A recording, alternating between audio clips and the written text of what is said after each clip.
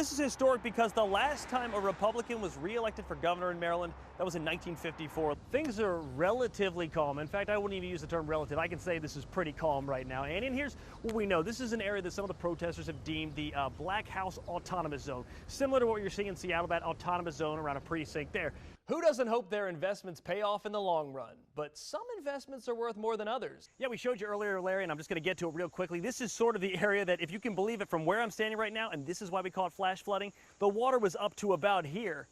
Can you believe that? Another case where the courts could have made a broad ruling on free speech, social media, and schools, but our experts said it's becoming clear over this term that this Supreme Court is not likely to do that. Individual agitators place to place, but oh, you hear that? There was something that just went off, some sort of explosion over here. Now people are running. This is on H Street.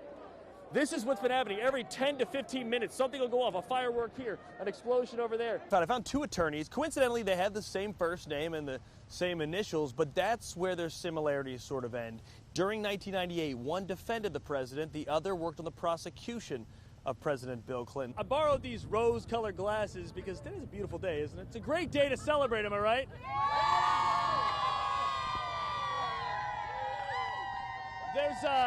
There's one fan over here that's got a lot to bark about over here. The Washington quarterback went from being jobless to sleeping on his sister's couch to taking snaps as a starting quarterback in the NFL. Some of the morning's other top stories. We know the kids love TikTok, but President Trump could sign an executive order today banning it in the U.S. After Selection Sunday, the Maryland Terrapins are going back to the NCAA tournament. They got a 6th seed, and they will be playing for the 4th time in 5 years. Interesting part, right now we're seeing a large rise, and it's the most significant so far of this Delta variant spike. But back in January, if people forgot, January was our worst spike for the virus across the country, not only in terms of adults, but also children. Makia, my family is actually from Palermo, Sicily, which is actually what the name of that town is. Yeah, so it's not a stretch, I would say, to think that someone with that lack of common sense is probably related to me.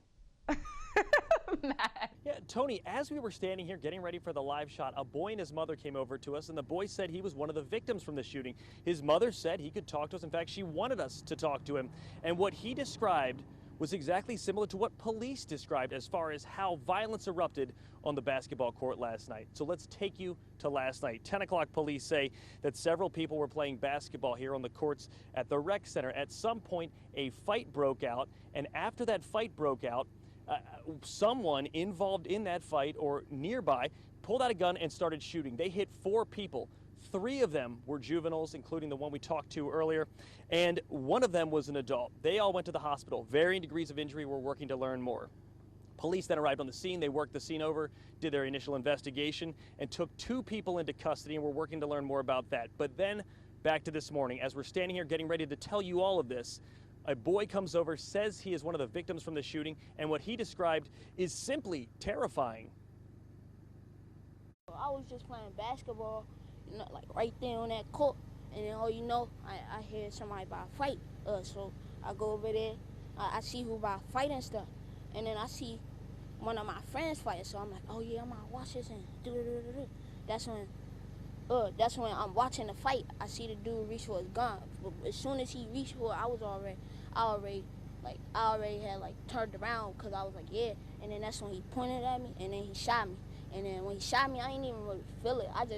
I just ran to my house. I ran up that side hill right there. It's a side hill right there. I ran up right there, and I went through the gate up there, and I went to my mom's house, and then she came outside. I put a towel around it, and then yeah, we went to the hospital. It's simply sobering to not only hear about such a terrifying event, but the calmness in his voice to go through such an event like that. It's just sobering and frankly terrifying. He's going to deal with all sorts of physical trauma, as you could see from the wound, but also the mental trauma as this scary event that unfolded last night around 10 o'clock. Now today, we're going to go to Montgomery County Police to get more information on the other 3 victims and bring that to you when we can, and also information on the suspect or suspects and see what arrests or charges may have been filed. They are the 3rd Infantry, the Army's oldest active duty unit, also known as the Old Guard, and you may have seen them presiding over funerals. They escort the president from time to time, and they also are known to welcome foreign dignitaries. But on 9/11, this ceremonial unit became some of the first to go inside the destruction of the Pentagon to search for victims. And 20 years later, the soldiers of Charlie companies say they're still dealing with the physical and mental trauma from that day. It will always be that day when I see it. Like so many of us, Danny Farrar can't forget what happened on 9/11. But sometimes, Kind of the lost, I guess you call it lost generation of 9/11. it feels like the country forgot about him and his fellow soldiers. That picture seems to be from the area of the bridges, the 14th Street Bridge. After American Airlines Flight 77 crashed into the Pentagon, you saw the mass evacuation and then you saw the fire crews, but you might not have seen Danny and the soldiers of the Army's ceremonial 3rd Infantry, the Old Guard. I was 22 years old at the time, a young NCO, and you're going to go from I'm getting ready to hold a toy rifle for a dignitary to you're going to deploy to downtown D.C. Danny and the rest of Charlie Company watched the Pentagon's perimeter as fire crews battled the blaze, and then families of victims began to show up.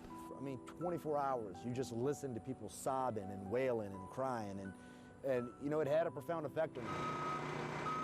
As the fire went out, Charlie Company volunteered for the next task, recovering the bodies from inside the wreckage. 20 years later, Danny Farrar remembers those first steps into the Pentagon, dressed with little more than a plastic suit, gloves, and a surgeon mask. There's wires hanging all over the place. Walls have buckled. You're walking anywhere between ankle deep to calf deep water from where the fire department has sprayed so much water trying to put the fire out. Amid the wreckage, he remembers finding pieces of the plane, birthday cards and teddy bears, and worst of all, human body parts. You know, the nature of the way that you find these remains it's pretty horrific. I mean, if you can think of a bad way to find a human person, we found them in that way. For the next few weeks, around the clock, the men of Charlie Company combed the rubble for victims. These are images that Danny still carries in his head. And for years after, he battled depression, PTSD, and a slew of physical problems that came from this 9/11 work. It wasn't until the 17th reunion where we all sat down and we're all like, man, yeah, my stomach's just jacked up and my skin is messed up and I have these issues or these nightmares, where guys started to talk. That was 2018, the first time since 9/11 Danny and the men of the Army's 3rd Infantry, Charlie Company, reunited, and healing began. The moment that you understand that you're not alone, I think, is always a profound moment for people, and it makes them feel like, ah, man, I can let my guard down a bit because I'm not weak, I'm not a pansy. A lot of people are struggling.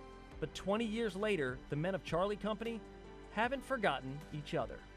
So these are the ads seen circulating on Instagram and Facebook. They say, did you know that Republican candidate for governor Glenn Youngkin helped buy Taylor Swift's masters out from under her when he was CEO of the Carlyle Group? Is that true? Let's verify. Now, the ad isn't very specific. It just says Glenn Youngkin helped to buy Swift's music. So let's start with our first question. When Glenn Youngkin was the co-CEO of the Carlyle Group, did the company have a role in purchasing Taylor Swift's master recordings? Our source is published information from the investment firm, the Carlyle Group. Youngkin, until his campaign, was the co-CEO of the Carlyle Group. Carlyle is an investor in music executive Scooter Braun's Ithaca Holdings. That's the group that bought the label which owned Taylor Swift's master recordings. Now, in this 2019 press release from Carlyle Group, they mentioned Swift by name and said the following, quote, "The Carlyle Group, which initially invested in Ithaca in 2017, is supporting the transaction. Carlyle will remain a minority shareholder in Ithaca," end quote.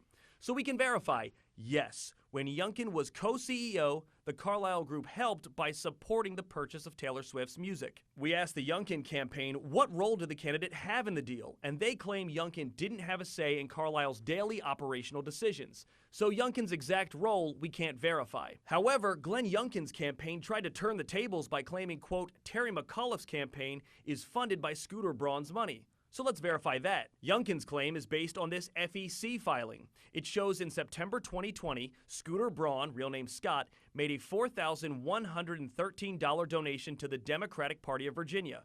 But the note said it was for, quote, the Biden Victory Fund. FEC filings show that he made 16 donations that day, same amount, same memo, to 14 different state parties. Again, this was in September of 2020. McAuliffe didn't launch his campaign until December of that year and didn't get the party nomination until June of 2021. We asked the McAuliffe campaign if any of that money made it into the McAuliffe Election Fund. Neither McAuliffe's campaign nor the Virginia Democratic Party would provide a statement on that. In an effort to show full transparency, Democrat Terry McAuliffe was also an investor in Youngkin's Carlyle Group from 2007 through 2016, both before and after he was governor. That's according to financial disclosures obtained by the Associated Press. But His money left the fund 3 years before the Swift music deal. With Verify, I'm Gregory.